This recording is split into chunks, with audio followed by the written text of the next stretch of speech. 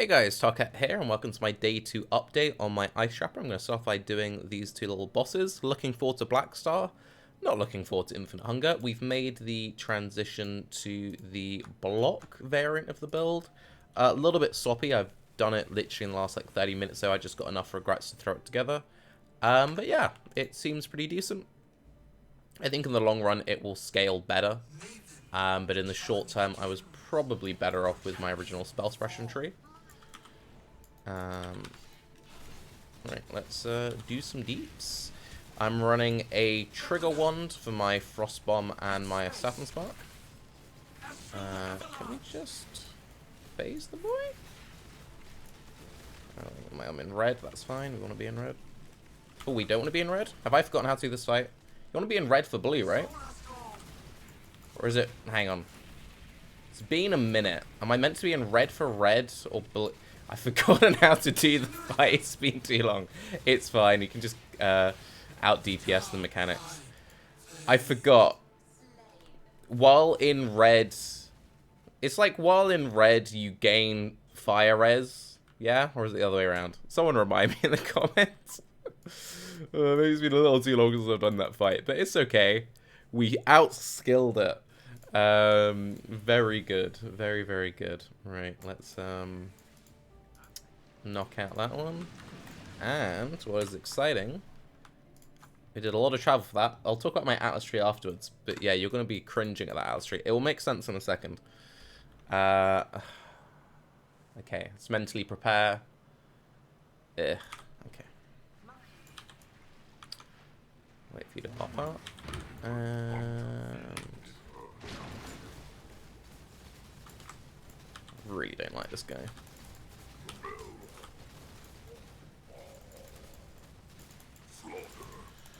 So, I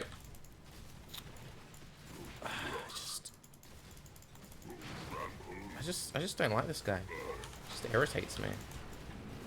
There's the slam. Come on, let's race the swamp phase. Come on, do not burrow, do not burrow, do not burrow. Don't burrow. He burrowed.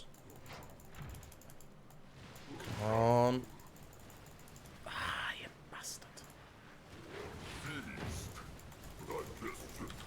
Come on, come on, come on, come on, come on, come on, come on.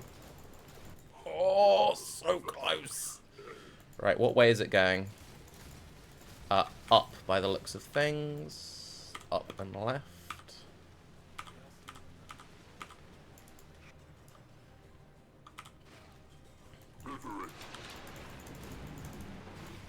Sound slam. Okay, cool. So, let's talk about the build. I've been really pleased with the damage on a 5-link. So we've got this weapon now, which is what we're using for our trigger socketed. We're on a level 18 or 19? Level 19 Ice Trap, Swift Assembly, Cold Pen, Life Tap, Increased Critical Strikes. Running a 3-link Skitterbot setup, and that's basically it in terms of damaging auras. Everything else is then defensive. We've got a Grace, Arrogance, Art come up. We are low life, so we're getting Pain Attunement, but we're not running any Hatreds or anything like that. We have Bear Trap, Advanced Trap, Siphoning Trap, Life Tap. And then, yeah, just kind of some fluffy stuff. I'll run a normal map now, so you can see what the mapping gameplay is like. But I'm digging it. I'm really looking forward to getting this character fully min-maxed. So, since I've done the block transition, I now want to be collecting armor evasion gear, and ideally getting armor evasion. So we want a Tinkerskin here, but then armor evasion here, here, and here, with spell suppression, and then once we've done that, with these nodes, with the mastery max roll spell suppression here, here, here. We get to 95, 98% spell suppression. I could anoint. I can get basically 100% spell suppression plus block cap plus spell block cap, which pretty good on Petrified Blood. We really need to gun for an Ashes. If I can get an Ashes of the Star in this build, then we can go full Grace Determination, have 20k armor, 20k evasion, Divine Favor, and Ghost Dance. This build can get pretty cool. So I'm actually really excited to min-max this build. It's been a while since I've had something where I'm like I'm excited to mess around in Path of Building, and I'm like with each like individual upgrade is so I need to have my hands on the keyboard. Bleed, damn you. I used to have a bleed flask there. I used to run double bleed. I need to put double bleed back on. Each like individual upgrade is so impactful that yeah, I'm really excited for this. Really excited for this character. So, can we salvage this delirium? I hope we can. Yeah. Currently though, it's in this little bit of an awkward stage, so I really need to get quality on my Petrified Blood. So my Petrified Blood is 19 no quality. I should probably throw all my GCPs I have into it, because the more quality you have on Petrified Blood, the more damage you straight up prevent. It's also why Ash of the Stars is so impactful in this game, in this build. So not only is it impactful from the point of view of, oh god, that's a lot of attack suit on that. Not only is it impactful from the point of view of like I now get to double my defensive auras, it's also super impactful from the point of view of like I just now straight up prevent like 10% more damage, which is going to be pretty good because just preventing incoming damage is strong. One thing which is also really nice about this new routing going across this way is I open myself up for a timeless duel. So with my new Atlas skill tree, I'm going to be investing into Legion, and do I have a... no, I don't. Going to be investing into Legion, and ideally speccing fully into Val. On the chance... on the chance that we get our hands on... oh, I hate Chaos damage. On a Val duel, and a More of Conquest would actually be really nice. If I go More of Conquest, we're not going the spell suppression route. But More of Conquest would be great because it gives me crit, which is nice. Gives me ES, which is good. Gives me a bunch of recoup, which is obviously very strong in this kind of a build. And most importantly, it gives me unaffected by poison. Poison is the main weakness right now. So as you saw from that death earlier, when you cut your health total in half, you're really susceptible to damage over time.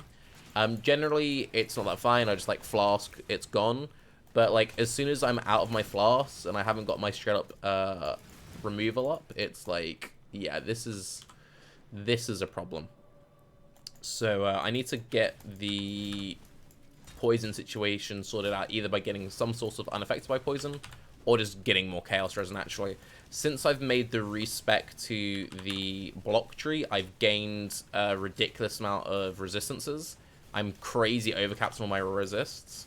So the thing which is really nice about that, if I show you, yeah, you can see it's like 161, 149, 205. It's mad.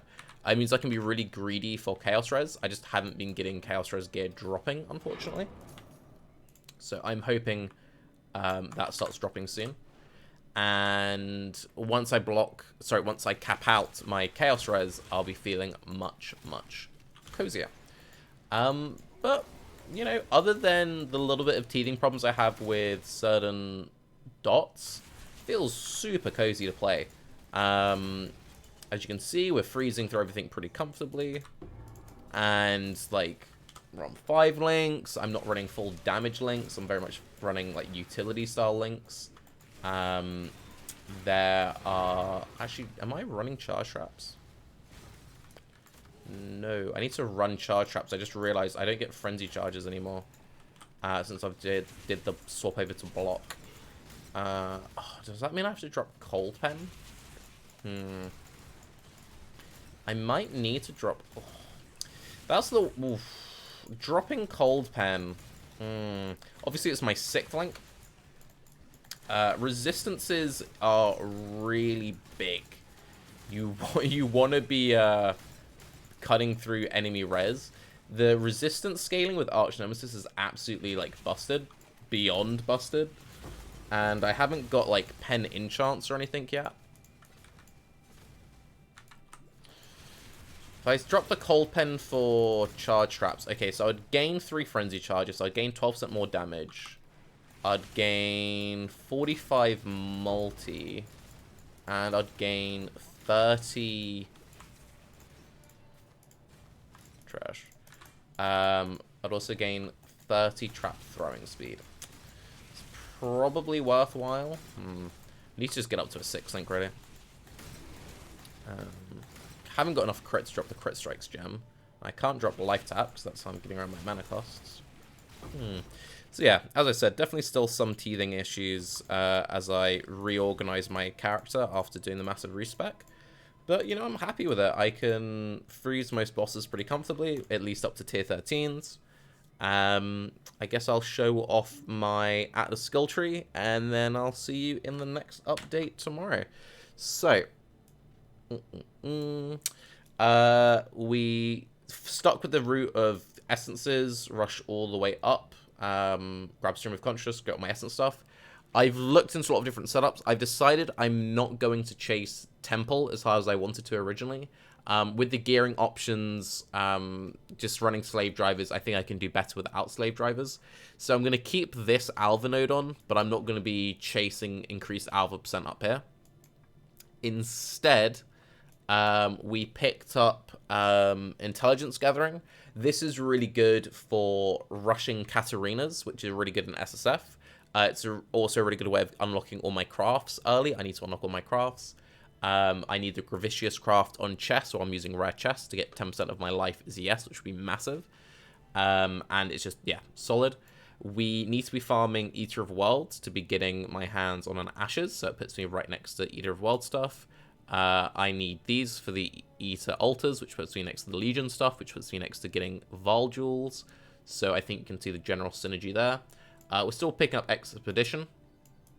But yeah, the idea is pick up Eater nodes, pick up the good Legion nodes, Expedition nodes, route down this way, boom, boom, boom, block out a bunch of League mechanics, pick up Legion, pick up Expedition.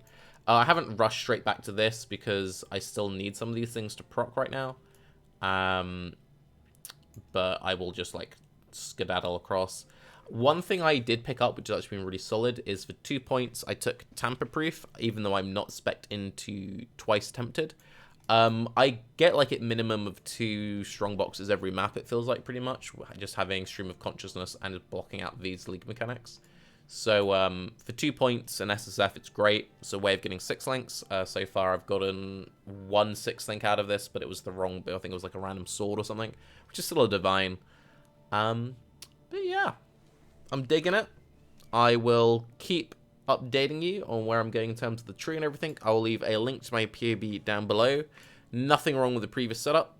Not saying that's bad or anything. We only did the swap because I happened to get Duressos and I didn't have, like, full spell suppression pure evasion gear.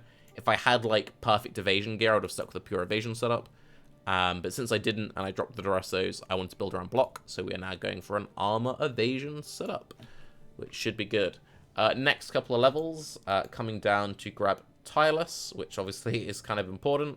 We're missing 25% life and also a bunch of reduced cost of skills, which is really nice for just smoothing everything out because it, you know, my Ice Trap costs quite a lot because we're life tapping it. So taking that off there is pretty solid. And I did get my Uber Lab since the last video, which I also have some reduction there.